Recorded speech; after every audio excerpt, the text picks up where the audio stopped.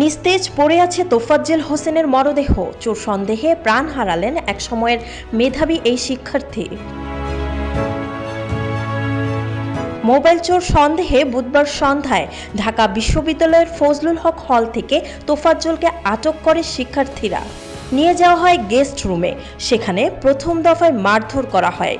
বিরতি দিয়ে হলের ক্যান্টিনে খাবার খাওয়ানোর পর নেওয়া হয় এক্সটেনশন ভবনের গেস্ট রুমে। সেখানে রাত 10টা পর্যন্ত চলে দ্বিতীয় দফায় নির্যাতন।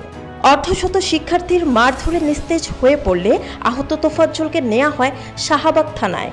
সেখান থেকে মধ্যরাতে ঢাকা মেডিকেলে নিলে চিকিৎসক তাকে মৃত ঘোষণা করেন। ইডেন বে কক্সবাজার সমুদ্র সৈকতের উপর নিজেদের একটি ঠিকানা। মাত্র 5 লাখ টাকায় আপনিও হয়ে যেতে পারেন এই হোটেলের মালিক। ইডেন বে, a concern of ভাইয়া হোটেলস। ঘটনার সময়কার ছবি ও ভিডিও ফুটেজে ক্রিকেট স্টাম্প হাতে মারধর করতে দেখা যায় কিছু শিক্ষার্থীকে।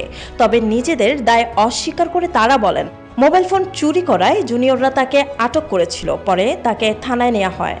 এমন হত্যাকাণ্ড ও মব জাস্টিসের নিন্দা জানিয়ে বৈষম্য বিরোধী ছাত্র আন্দোলনের সমন্বয়করা অন্তর্বর্তী সরকারকে এর বিরুদ্ধে ব্যবস্থা নিতে আহ্বান জানান। ঘটনাটিতে শাহবাগ থানায় হত্যা মামলা দায়ের করেছে বিশ্ববিদ্যালয় কর্তৃপক্ষ। গঠন করা হয়েছে 7 সদস্যের তদন্ত কমিটি। তদন্ত রিপোর্ট অনুযায়ী জড়িতদের সাময়িকভাবে বরখাস্ত করা হবে। পরবর্তীতে অপরাধ প্রমাণ হলে নিয়ম অনুযায়ী স্থায়ীভাবে বরখাস্ত করার কথা জানান প্রক্টর। এছাড়াও ঘটনাটির প্রতিবাদে ঢাকা বিশ্ববিদ্যালয়ে বিক্ষোভ করছে জাতীয়তাবাদী দল ছাত্রদল।